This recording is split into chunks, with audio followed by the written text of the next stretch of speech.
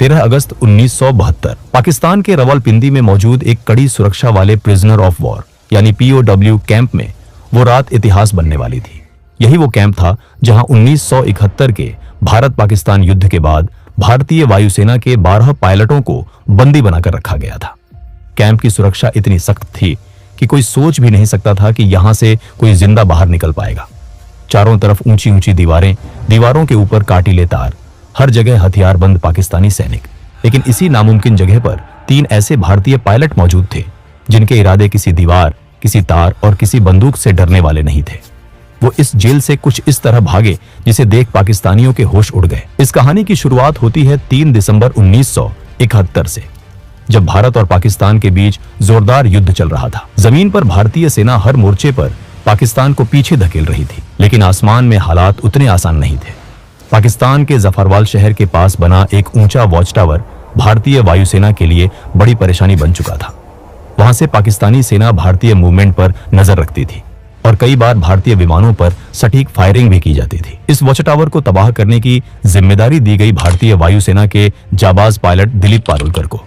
दिलीप पारुलकर अपने साहस, अनुशासन और हिम्मत के लिए जाने जाते थे।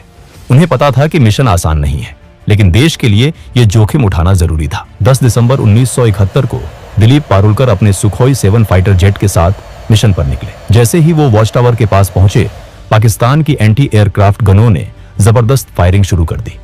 गोलियां सीधे उनके जेट की तरफ आ रही थी। कुछ ही पलों में उनका विमान बुरी तरह डैमेज हो गया। हालात बिगड़ते देख पारुलकर ने बिना समय गवाए इजेक्ट किया।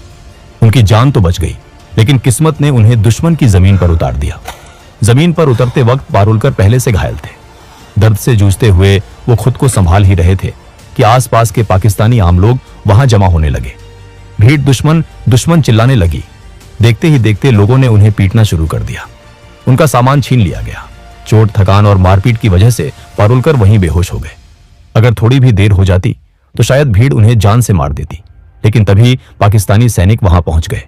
सैनिकों ने भीड़ को हटाया और कहा, यह जिंदा हमारे ज्यादा काम का है। इस तरह दिलीप पारुलकर को मौत के मुंह से निकालकर हिरासत में ले लिया गया। जब पारुलकर को होश आया तो उन्होंने खुद को एक अंधेरी, तंग और सीलन भरी कोठरी में बंद पाया। सामने एक पाकिस्तानी अधिकारी खड़ा था। उसने कागज और पेंसिल उनकी तरफ बढ़ाए और कहा, आदमपुर एयरबेस का नक्शा बनाओ। आदमपुर एयरबेस भारतीय वायुसेना का एक बेहद अहम ठिकाना था। पारुलकर ने तुरंत मना कर दिया। इसके बाद शुरू हुआ टॉर्चर का सिलसिला। आखिरकार भारी दबाव में आकर पारुलकर ने नक्शा बना दिया। पाकिस्तानी अधिकारी बहुत खुश हुआ, लेकिन कुछ देर बाद वो गुस्से में वापस लौटा। असल में पारुलकर ने आदमपुर एयरबेस का नहीं, बल्कि मुंबई एयरपोर्ट का नक्शा बना दिया था। गुस्से में अधिकारी ने सजा सुना दी। पूरी रात कोठरी के एक कोने में खड़े रहना होगा। एक गार्ड को आदेश दिया गया कि अगर पारुलकर बैठे तो तुरंत गोली मार दी जाए। पूरी रात पारुलकर खड़े रहे। शरीर जवाब दे रहा था, लेकिन गार्ड को उन पर तरस आ गया। उसने धीरे से कहा, सुबह तक बैठ जाओ, अगर कोई आएगा तो मैं खास दूंगा, तब तुम खड़े हो जाना। इसके बाद कई रातें पारुलकर ने उसी अंधेरी कोठरी में बिताई। लगातार टॉर्चर हुआ, लेकिन उन्होंने अपने मुंह से कुछ नहीं निकाला। आखिरकार पाकिस्तानी अधिकारी भी थक गए और कुछ दिनों बाद उन्हें बाकी भारतीय बंदियों के साथ एक ही कैंप में डाल दिया गया। यही था रावलपिंडी का POW कैंप, जहां भारतीय वायुसेना के 12 पायलट कैद थे। यहां पारुलकर को पता चला कि बाकी साथियों के साथ भी ऐसा ही बर्ताव हुआ था। सबने दर्द सहा था, लेकिन किसी का हौसला नहीं टूटा था। इस कैंप के इंचार्ज थे उस्मान हामिद। वो भारतीय पायलटों के साथ सम्मान से पेश आते थे। हालांकि कई पाकिस्तानी अधिकारियों को ये बात बिल्कुल पसंद नहीं थी। उसी उस्मान हामिद ने भारतीय पायलटों को एक कैसेट प्लेयर और एक एटलस दिया। शायद उन्हें अंदाजा भी नहीं था कि ये छोटी सी मदद आगे चलकर कितनी बड़ी कहानी लिखेगी। 25 दिसंबर 1971 को कैंप में खबर पहुंची, ढाका में पाकिस्तान ने सरेंडर कर दिया है। भारत युद्ध जीत चुका है। 93,000 पाकिस्तानी सैनिक भारत की कायद में थे। कैंप में खुशी की लहर दौड़ गई। सबको लगा कि अब जल्द ही वो घर लौटेंगे, लेकिन दिलीप पारुलकर का मन कुछ और कह रहा था। उन्हें पता था कि कैदियों की अदला बदली में लंबा वक्त लग सकता है। उन्होंने साथियों से कहा, अगर हम यहां बैठे रहे तो शायद सालों लग जाए, क्यों ना हम खुद ही रास्ता निकालें। पहली बार किसी ने उनका साथ नहीं दिया, लेकिन पारुलकर हार मानने वाले नहीं थे। उनके दिमाग में एक बीज पड़ चुका था, आजादी का बीज, और यही बीज आने वाले महीनों में एक ऐसी योजना में बदलने वाला था जो रावलपिंडी की दीवारों को हिला देने वाली थी। 25 दिसंबर 1971 के बाद रावलपिंडी POW कैंप में एक अजीब सी खामोशी फैल गई थी। बाहर की दुनिया में जंग खत्म हो चुकी थी, लेकिन इन 12 भारतीय पायलटों के लिए लड़ाई अभी बाकी थी। सबको उम्मीद थी कि भारत और पाकिस्तान के बीच युद्ध बंदियों की अदला बदली जल्द होगी, लेकिन दिन बीतते गए, हफ्ते गुजर गए और कोई ठोस खबर नहीं आई। दिलीप पारुलकर को अंदर ही अंदर ये महसूस हो रहा था कि सरकारों की बातचीत में बहुत समय लग सकता है। उनका मन मानने को तैयार नहीं था कि वो बस इंतजार करते रहे। उनके लिए आजादी का मतलब था खुद के दम पर निकलना। शुरुआत में उन्होंने एक अलग योजना सोची। जब रात को टॉयलेट जाने के लिए एक सिपाही उनके साथ आता था, तब उसकी बंदूक छीनकर उसे ढाल बनाकर बाहर निकलने का प्लान बनाया गया। लेकिन ये रास्ता बहुत जोखिम भरा था। काफी सोच विचार के बाद पारुलकर ने यह प्लान खुद ही छोड़ दिया। समय बीतता गया, कई महीने गुजर चुके थे, लेकिन भारत सरकार की तरफ से कोई हलचल नहीं दिख रही थी। इसी दौरान कैंप में मायूसी बढ़ने लगी। तब पारुलकर ने एक बार फिर अपने साथियों से बात की। इस बार दो लोग आगे आए, MS ग्रेवाल और हरीश सिंह जी। तीनों ने तय किया कि अगर किस्मत ने मौका दिया है तो वो उसका इस्तेमाल जरूर करेंगे। अब शुरू हुआ असली प्लान। सबसे पहले उन्होंने कैंप के इंचार्ज उस्मान हदीद द्वारा दिए गए एटलस को ध्यान से पढ़ना शुरू किया। रात रात भर वो नक्शे देखते, रास्ते समझते और संभावनाएं तलाशते। प्लान साफ था, जेल से निकलने के बाद सीधे भारत पाकिस्तान बॉर्डर जाना बहुत खतरनाक था, क्योंकि युद्ध के बाद वहां सुरक्षा बेहद सख्त थी। इसलिए उन्होंने तय किया कि वो पहले अफगानिस्तान की तरफ जाएंगे और वहां से किसी तरह भारत पहुंचेंगे। अगला कदम था सही सेल चुनना। उन्हें ऐसा सेल चाहिए था जो कैंप की बाहरी दीवार के सबसे पास हो, जहां गार्ड कम आते जाते हों। काफी निरीक्षण के बाद उनकी नजर पड़ी सेल नंबर 4 पर, लेकिन उस सेल में शिफ्ट होना आसान नहीं था। यहीं पर पारुलकर की समझदारी काम आई। उनका व्यवहार गार्ड्स के साथ हमेशा ठीक रहा था। धीरे धीरे उनकी कुछ सिपाहियों से जान पहचान हो गई थी। उसी का फायदा उठाकर उन्होंने रिक्वेस्ट डाली और आखिरकार पारुलकर, ग्रेवाल और हरीश सिंह जी को सेल नंबर 4 में शिफ्ट कर दिया गया। इस सेल में पहले से एक और भारतीय पायलट मौजूद थे, विद्याधर शंकर चाटी। चाटी भागने के प्लान में शामिल नहीं होना चाहते थे, लेकिन वो इन तीनों की मदद करने को तैयार थे और यही मदद आगे चलकर बेहद अहम साबित होने वाली थी। अब असली चुनौती थी दीवार में सुरंग बनाना। सेल की दीवार लगभग 18 इंच मोटी थी। बिना किसी औजार के इसे तोड़ना नामुमकिन था, लेकिन किस्मत एक बार फिर उनके साथ थी। किसी तरह उन्होंने एक कैंची और एक स्क्रू ड्राइवर चुरा लिया। हर रात ठीक 12 बजे से 1 बजे तक बेड के नीचे जाकर काम शुरू होता। एक आदमी दीवार कुरेदता, बाकी 3 पहरा देते। दीवार से निकलने वाली मिट्टी और सीमेंट को बेड के नीचे छुपा दिया जाता। सुरक्षा बढ़ाने के लिए उन्होंने सेल के अंदर लगे बल्ब का फ्यूज उड़ा दिया ताकि गार्ड ठीक से देख ना सके। जेल में बल्ब बदलने की प्रक्रिया लंबी थी और इसका फायदा इन तीनों को मिला। एक रात खतरा बहुत करीब आ गया।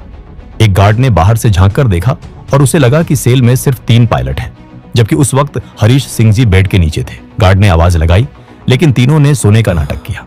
गार्ड भागकर इंचार्ज उस्मान हामिद को बुलाने गया। उसी पल सिंह जी चुपचाप बाहर निकले और लेट गए। जब उस्मान हामिद आए और चारों पायलटों को देखा तो उन्होंने गार्ड को ही डांट दिया। दिन बीतते गए, हफ्ते महीनों में बदल गए। दीवार की ईंटों से सीमेंट निकाला जाता, फिर ईंटों को वैसे ही वापस लगा दिया जाता। बाहर से देखने पर सब सामान्य लगता था। साथ ही उन्होंने भागने के बाद के लिए तैयारी शुरू कर दी। हर कैदी को हर महीने 57 रुपये मिलते थे। इन्हीं पैसों से तीनों ने ड्राई फ्रूट्स, कंडेंस्ड मिल्क और जरूरी सामान इकट्ठा किया।